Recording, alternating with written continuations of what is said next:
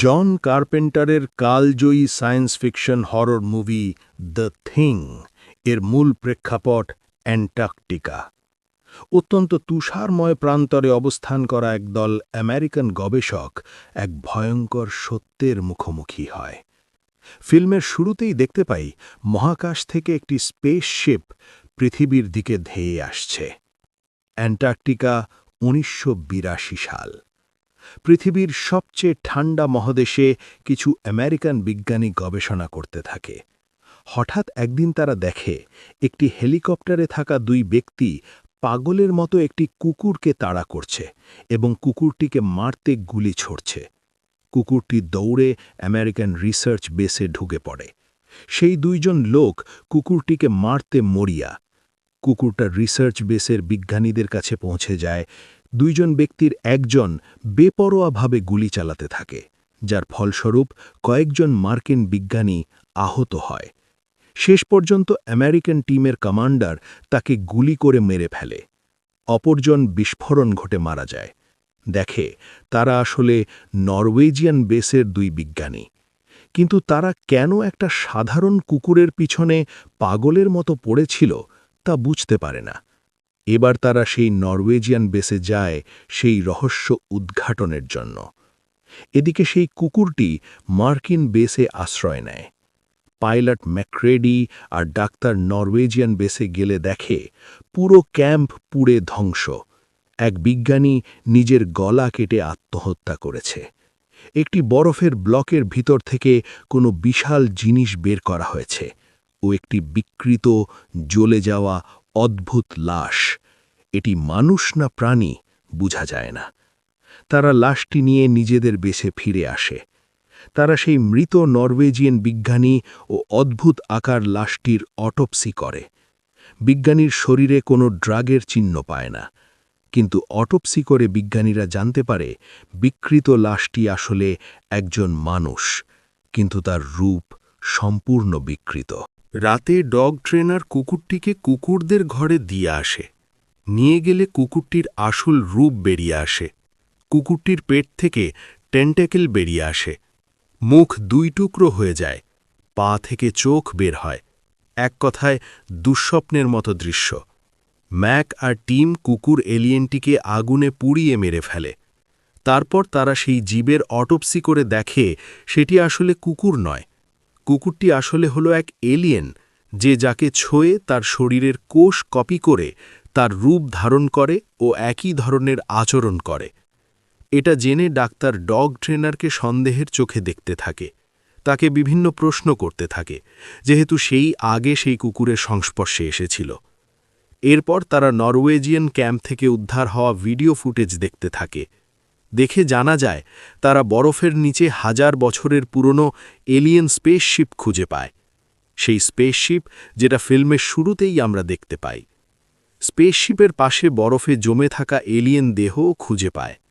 ওই জমে থাকা এলিয়েনকে বেসে নিয়ে গিয়ে গরম করলে এটি জীবিত হয়ে ওঠে এবং একে একে সবাইকে মেরে তাদের রূপ ধারণ করে। সেই দলের এক কুকুর আকারের এলিয়েন পালিয়ে এসে মার্কিন বেসে পৌঁছায়। এই এলিয়েন যে কোনো জীবের কোষ কপি করতে পারে। তার রূপ পুরোপুরি তারপর ধারণ করে। বাইরের থেকে বোঝা যায় না কে মানুষ আর কে এলিয়েন। ডাক্তার ব্লেয়ার দেখে তাদের টিম মেম্বার ও এই এলিয়েন জীব দ্বারা ইনফেক্টেড হয়ে থাকতে পারে এবং তাদের মধ্যে যে এক বা দুজন এলিয়েন হতে পারে। অর্থাৎ এখন মার্কিন টিমের মধ্যেও এলিয়েন লুকিয়ে আছে এবং তাদের কেউ যদি লোকালয়ে পৌঁছায় তাহলে সমগ্র সভ্যতা কিছু সময়ের মধ্যেই ইনফেক্টেড হয়ে যাবে। ইতিমধ্যে সেই ঝলসানো বিকৃত শরীর যা তারা নরওয়েজিয়ান ক্যাম্প থেকে এনেছিল, যেটাকে তারা মৃত ভাবছিল, তা থেকে টেন্টিকলস বেরিয়ে এক মার্কিন টিম মেম্বার ব্যানিংকে আঁকড়ে ধরে। তার সাথে থাকা অন্যজন দ্রুত অন্যদের খবর করে। যতক্ষণে তারা ফিরে আসে ততক্ষণে সেই এলিয়েন ব্যানিংয়ের রূপ নিয়ে পালানোর চেষ্টা করে, কিন্তু পালাতে পারে না, কারণ সে পুরোপুরি তার রূপ নিয়ে উঠতে পারেনি। অন্যান্য টিম মেম্বাররা তাকে ঘিরে ধরে জ্বালিয়ে হত্যা করে। এরপর সব এলিয়েন ইনফেক্টেড বডিগুলো পুড়িয়ে বরফের নিচে দাফন করে দেয়। এদিকে ডাক্তার ব্লেয়ার পাগলের মতো আচরণ করে, ক্যাম্পের সব কুকুরগুলোকে হত্যা করে দেয়, রেডিও ভাঙচুর শুরু করে দেয়, হেলিকপ্টারও অকেজো করে দেয়। বাকি সবাই তাকে টুল শেডে বন্ধ করতে বাধ্য হয়। কুপারের ধারণা যে খাঁটি রক্তের সাথে এলিয়েন রক্ত মিশলে বিক্রিয়া দেখাবে, কিন্তু যখন তারা রক্ত পরীক্ষা করতে যায় দেখে কেউ আগেই স্টোল করে রাখা সব রক্ত নষ্ট করে দিয়েছে। এখন সন্দেহ হয় টিমের কেউ ইতিমধ্যেই এলিয়েন। সবাই গ্যারির লিডারশিপের উপরে আস্থা হারিয়ে ফেলে। এক এক করে কেউ নিখোঁজ হয়, কারোর বিকৃত লাশ পাওয়া যায়, কেউ হঠাৎ এলিয়েনে রূপান্তরিত হয়।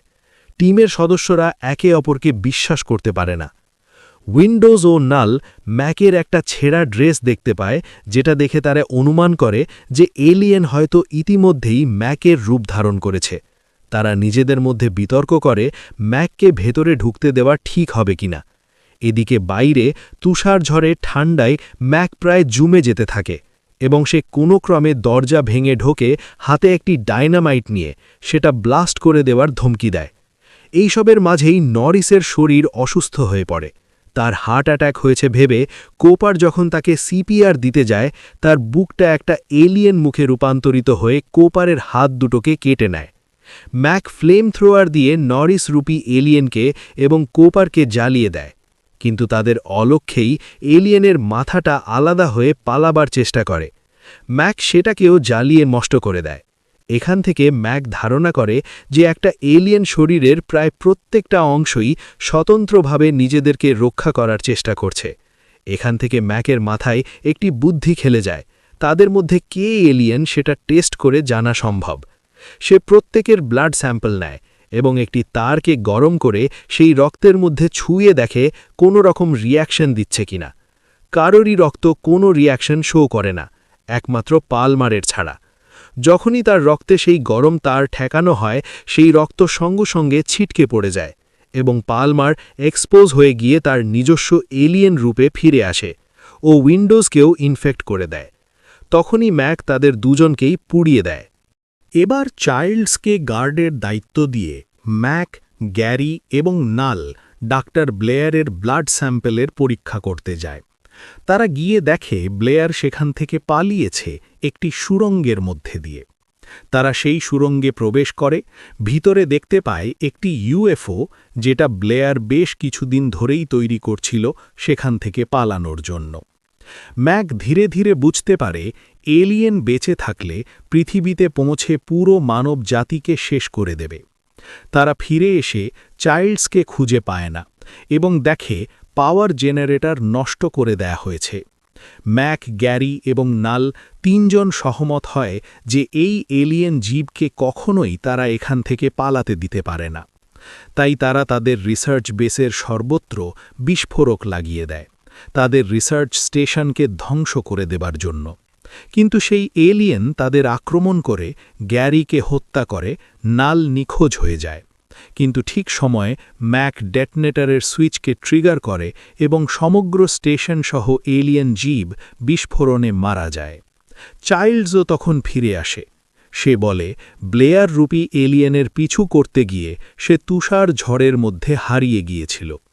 শেষে ম্যাক আর চাইল্ডস বরফে বসে থাকে। কোনো যানবাহন নেই, পালানোর পথ নেই। দুজনেই একে অপরকে সন্দেহ করে এদের মধ্যে কি কেউ এলিয়েন, নাকি দুজনেই মানুষ। আর তারা বরফের অন্ধকারে ধীরে ধীরে জমে যাচ্ছে। ফিল্মটি এখানেই শেষ হয়, দর্শককে ভাবার সুযোগ দিয়ে যায়। তারা কি দুজনেই মানুষ, নাকি তাদের মধ্যে কেউ এলিয়েন আছে? যদি কেউ এলিয়েন হয় তবে সে তো ঠান্ডায় মরবে না, আর যদি না মরে তাহলে তার কোনো না কোনো সময় তো সভ্য সমাজে পৌঁছে যাবার সম্ভাবনা থেকেই যায়। আর তা যদি হয় তাহলে তো মানব সভ্যতা ধ্বংসের মুখে পড়ে যাবে। ফিল্মটি কেমন লাগলো অবশ্যই জানাবে কমেন্ট করে। ভিডিওটিতে লাইক দিয়ে চ্যানেলটি সাবস্ক্রাইব করে রাখবে এবং বেল আইকনটি প্রেস করে রাখবে পরবর্তী ভিডিওর নোটিফিকেশন সঙ্গে সঙ্গে পাবার জন্য। দেখা হবে পরের ভিডিওতে, ততক্ষণ সুস্থ থাকবে, ভালো থাকবে।